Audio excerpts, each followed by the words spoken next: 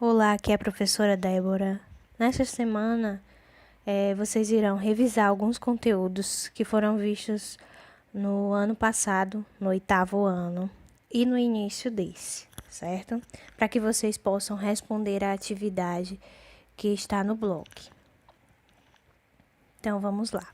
Primeiro, vamos começar recordando o conceito de frase, oração e período. Frase. O que é frase? Frase é todo enunciado linguístico que tem sentido completo e termina com uma pausa pontuada. Não é necessário haver verbos para a formação de uma frase, quando o que foi enunciado tem sentido completo.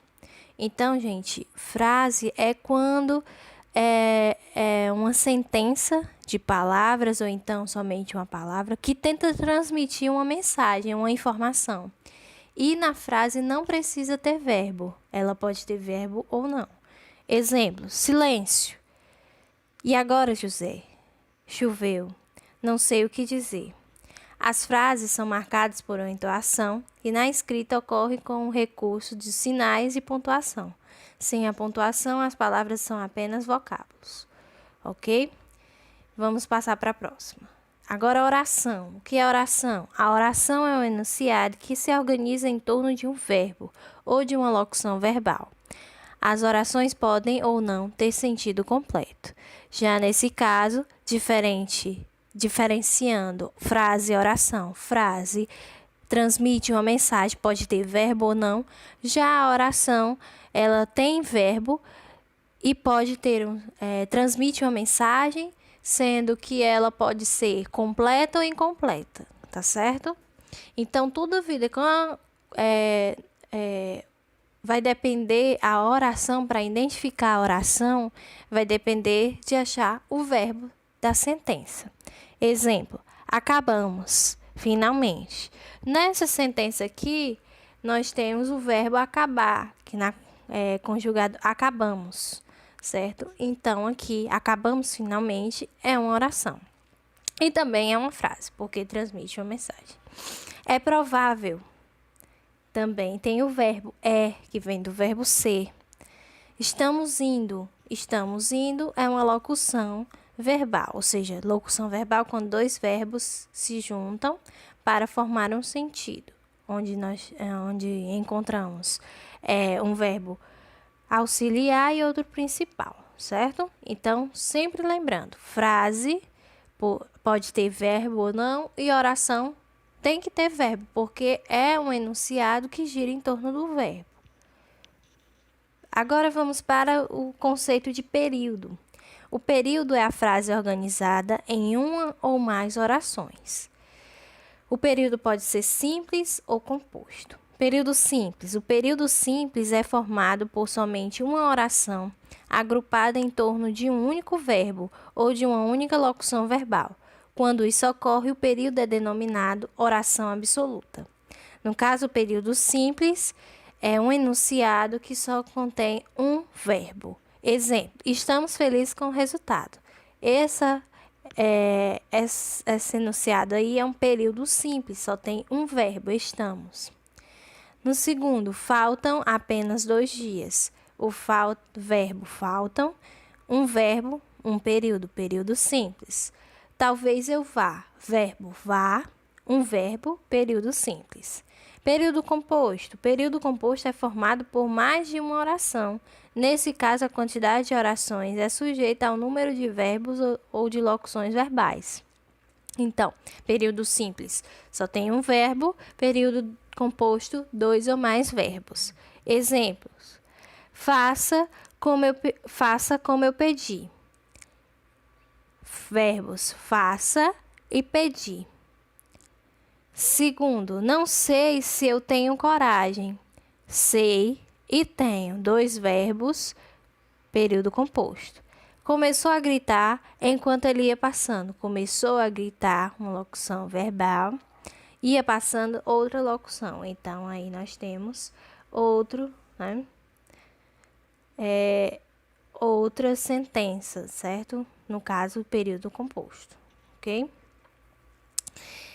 E aí, gente, antes de entrar nas orações subordinadas, eu gostaria que vocês Porque primeiro, o período composto, ele é dividido, certo? Não coloquei aqui, desculpa.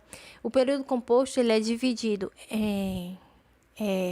ele vai ser período composto por coordenação e período composto por subordinação, certo? A partir disso é que vai surgir as orações coordenadas e as orações subordinadas. Então, gente, eu peço para que vocês, né, possam assistir o vídeo da professora Juliana para recordar sobre as orações coordenadas, tá certo? E agora eu vou continuar, na verdade, com as orações subordinadas, mas assistam o vídeo da professora Juliana para que vocês lembrem das orações coordenadas. Então, vamos lá. Orações subordinadas. As orações subordinadas são aquelas que exercem a função sintática sobre outras, ou seja, a oração que subordina ou depende da outra. Dependendo da função que desempenha, os tipos de orações subordinadas são substantivas, adjetivas ou adverbiais, certo? Como a gente já viu, todos os 3 tipos. Então, gente, a coordenada é uma oração independente, não precisa da oração principal para fazer sentido. Não precisa de ninguém. Se ela aparecer sozinha, a oração coordenada, ela vai fazer sentido. Já a subordinada, não. A subordinada, ela precisa de uma outra oração para poder ela fazer sentido completo, ok? E aí, as subordinadas são divididas nesses 3 grupos, substantivas, adjetivas e adverbiais. Vamos começar pelas substantivas. As orações subordinadas substantivas... As orações subordinadas substantivas são aquelas que exercem a função de substantivo. São classificadas ou seja, a oração ela vai ter a característica de substantivo. E o que é o substantivo? Vamos lembrar aí. No caso, substantivo é uma classe de palavra que tem como função nomear os seres, nomear as coisas, nomear as pessoas, os lugares, certo? E por aí vai. E aí, as orações, no caso aqui, subordinada substantivo, ela recebe essa função de substantivo. E elas são classificadas em 6 tipos, certo? Então, vamos lá, recordando. Oração subordinada substantiva subjetiva é quando a oração ela exerce a função de sujeito. Vamos lá. Exemplo, é provável que ela venha jantar. Nesse caso, que ela venha jantar é um sujeito da outra oração. Normalmente, quando o verbo quando começar com os verbos convém, parece, lembram? A oração seguinte, né? Ela vai ser subjetiva. Então, aí começou com o verbo ser, é provável. Aí a pergunta o que é provável? Para poder achar o sujeito dessa oração, que ela venha jantar. Colocando essa frase na sentença inversa, né? Que ela venha jantar é provável, certo? Então, achamos aí o sujeito. Logo, que ela venha jantar, oração subordinada substantiva subjetiva. Próxima, oração subordinada substantiva predicativa, exerce a função de predicativo do sujeito. Lembrando aí o que é predicativo do sujeito. O predicativo do sujeito, ele é uma característica do sujeito, certo? Exemplo, meu desejo era que me desse um presente.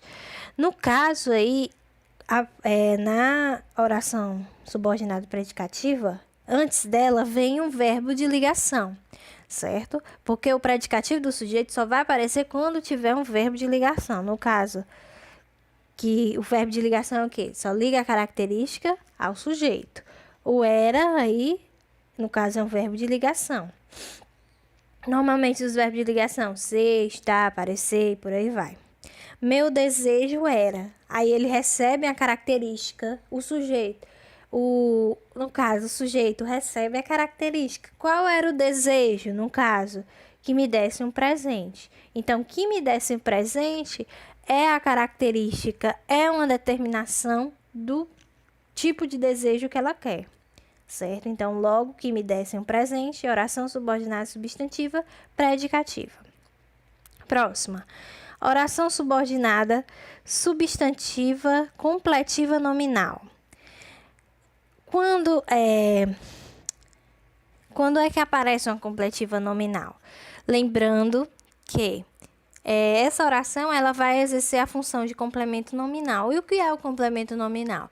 É o complemento do nome, certo? A oração ela vai completar o nome da oração principal. Exemplo, temos necessidade de que nos apoie. Temos o que? Necessidade. Necessidade é o complemento do verbo. Necessidade de quê? De que nos apoie. O de que nos apoie está completando não o verbo temos, mas a palavra necessidade. Então, nesse caso aqui, de que nos apoie é uma oração subordinada completiva nominal. Próxima. Oração subordinada substantiva objetiva direta. Exerce a função de objeto direto. Exemplo. Lembrando, né, o que é o objeto direto? O objeto direto é o complemento do verbo transitivo direto, certo? O verbo transitivo direto é aquele verbo que perde complemento sem auxílio da preposição. Então, exemplo, nós desejamos. Quando eu falo nós desejamos, logo vem a pergunta o quê? Esse o quê pede uma resposta. Desejamos o quê? Que a vida seja boa.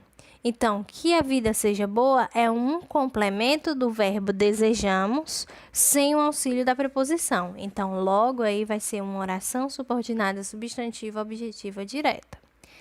Próxima, oração subordinada substantiva objetiva indireta. Exerce a função de objeto indireto. Diferente da anterior, né, do objeto direto, o objeto indireto ele recebe o auxílio da preposição. Quais são as preposições? De, para, a de, para compor, em, por aí vai. Exemplo, recordo-me de que? No caso aí, vem a pergunta, recordo-me. Sim, essa pessoa recorda de alguma coisa. Recorda de quê? Olha só a pergunta. De já vem com o auxílio da preposição. Então, logo a resposta, de que? De que tu me amavas, certo? Então, a oração aí, de que tu me amavas, é uma oração subordinada, substantiva, objetiva indireta, porque tem o auxílio aí da preposição. E a pergunta de que? Quando o verbo pedir uma pergunta, né? De que, a quem, vai ser objetiva indireta. Quando for o que, objetiva direta. Certo? E lembrando, direta não vai ter o auxílio da preposição, e indireta tem o auxílio da preposição. Por último, oração subordinada substantiva positiva exerce a função de aposto, certo? O aposto, lembrando, é uma explicação sobre aquilo que foi dito anteriormente. Exemplo, desejo-te uma coisa, que tenhas muita sorte. O que é essa coisa?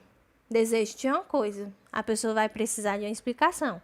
2 pontos, que tenhas muita sorte. A coisa que ele deseja é que a pessoa tenha sorte.